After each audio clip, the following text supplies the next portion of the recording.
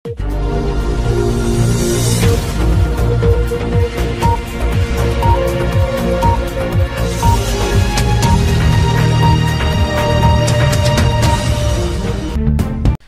থেকে রেদুইন যোদ্ধাদের সরিয়ে সংঘর্ষ বন্ধের ঘোষণা সিরীয় সরকারের। আরও জানিয়ে দেব, যুক্তরাষ্ট্রে কনসার্টের সহকর্মীর সঙ্গে অলিঙ্গনের দৃশ্য ভাইরাল হওয়া, সিইওর পদত্যাগ। লস অ্যাঞ্জেলেসে ভিড়ে গাড়ির চাপায় আহত 30। সর্বশেষ জানিয়ে দেব, 20 বছর কোমায় থাকা সৌদি প্রিন্সের মৃত্যু। এতক্ষণ শুনলেন আন্তর্জাতিক সংবাদ শিরোনাম, এবারে থাকছে বিস্তারিত। সুয়েদা থেকে রেদুইন যোদ্ধাদের সরিয়ে সংঘর্ষ বন্ধের ঘোষণা সিরীয় সরকারের।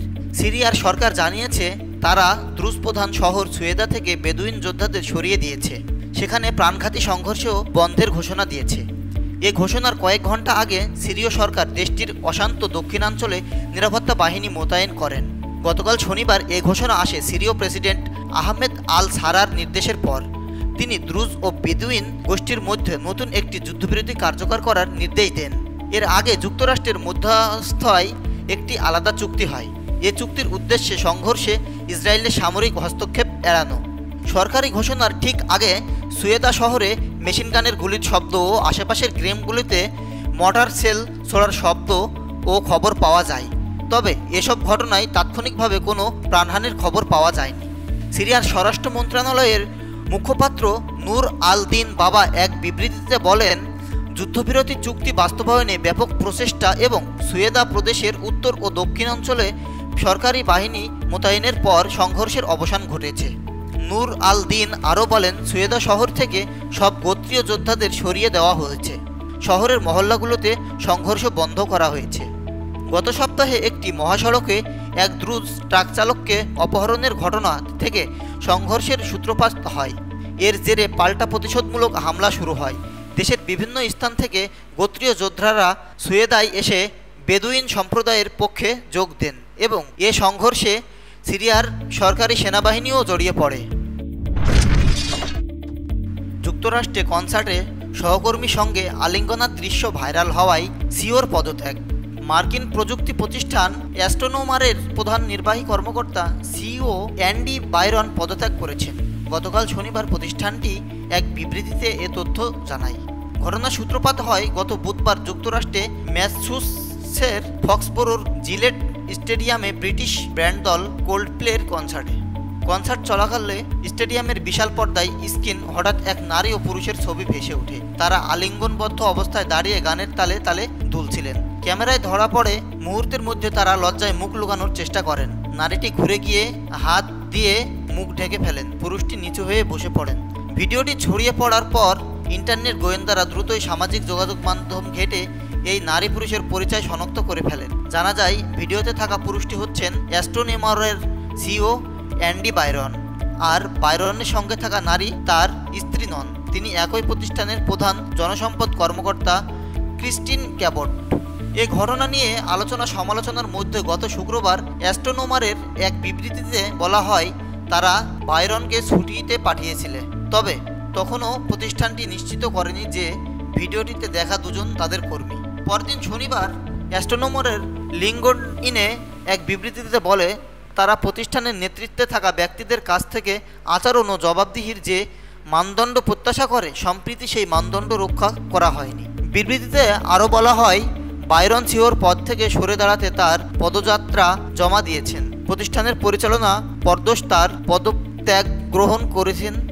প্রতিষ্ঠানের প্রধান পণ্য কর্মকর্তা পিট ডি জয় অন্তর্বর্তী সিইও হিসাবে দায়িত্ব পালন করছেন। অ্যাস্ট্রোনোমার এক মুখপাত্র বলেছেন, ক্যামেরায় ধরা পড়া দুজন প্রতিষ্ঠানটির কর্মী। তবে ক্যাপ্টের চাকরি অবস্থায় কোনো মন্তব্য করতে রাজি হয়নি এই মুখপাত্র। লস অ্যাঞ্জেলেসে ভিড়ে গাড়ির চাপায় আহত 30 জন। যুক্তরাষ্ট্রের ক্যালিফোর্নিয়া অঙ্গরাজ্যের লস অ্যাঞ্জেলেস শহরে মানুষের ভিড়ে গাড়ি চাপা দেওয়ার ঘটনায় অন্তত 30 জন আহত হয়েছেন। আহত 3 জনের অবস্থা আশঙ্কাজনক। শহরের ইস্ট হলিউড এলাকায় স্থানীয় সময় গতকাল শনিবার ভোরে এ ঘটনা ঘটেছে বলে জানিয়েছে লস অ্যাঞ্জেলেসের অগ্নি নির্বাপক বিভাগ এলএফডি। বিভিন্ন সংবাদ মাধ্যমের প্রতিবেদনে বলা হয়েছে গাড়িটির চালক নিয়ন্ত্রণ হারিয়ে একটি টাটো ট্রাক বা ভ্রাম্যমাণ খাবারের গাড়িতে ধাক্কা দেন। এরপর গাড়িটি পাশের একটি নৈশ ক্লাবের বাইরে থাকা লোকজনের উপর উঠে যায়। লস অ্যাঞ্জেলেসের অগ্নি নির্বাপন বিভাগের জনসংযোগ কর্মকর্তা অ্যাডাম ডান গার্পেন বলেন, পুলিশ ঘটনা খতিয়ে দেখেছে। এলএপিডির লস অ্যাঞ্জেলেস পুলিশ বিভাগের সঙ্গে যৌথভাবে ব্যাপক পরিসরে তদন্ত চালানো হবে।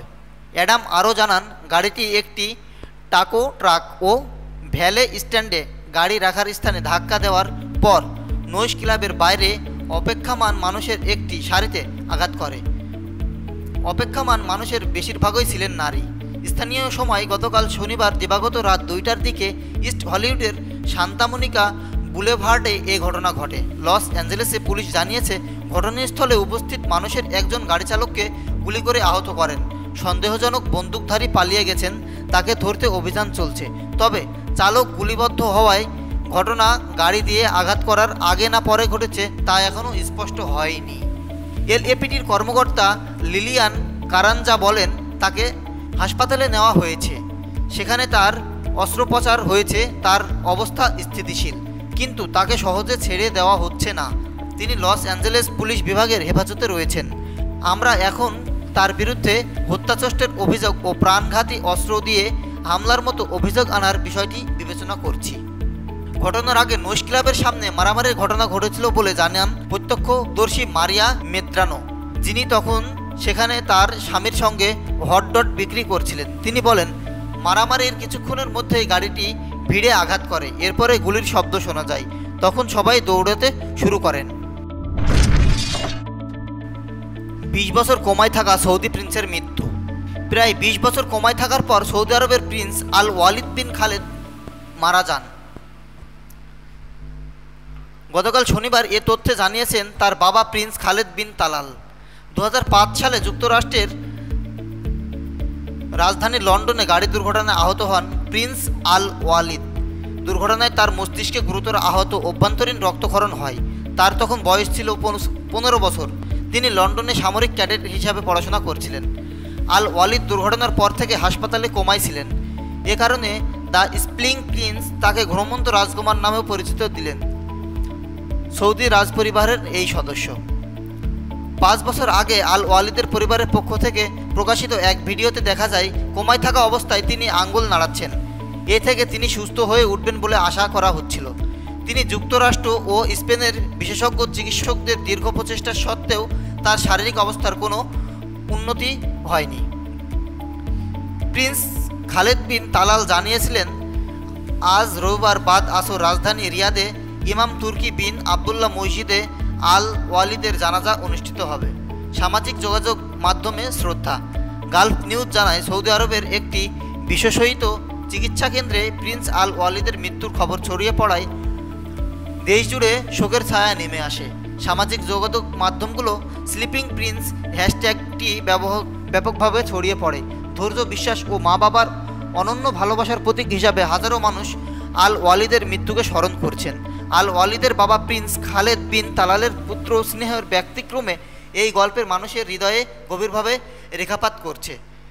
একজন বাবা বছরের পর বছর ছেলের পাশে বসে আছেন, কখনো মমতা ভরে স্পর্শ করছেন বা দোয়া করছেন। এই দৃশ্য বহু মানুষের মধ্যে আলোড়ন তৈরি করেছিল।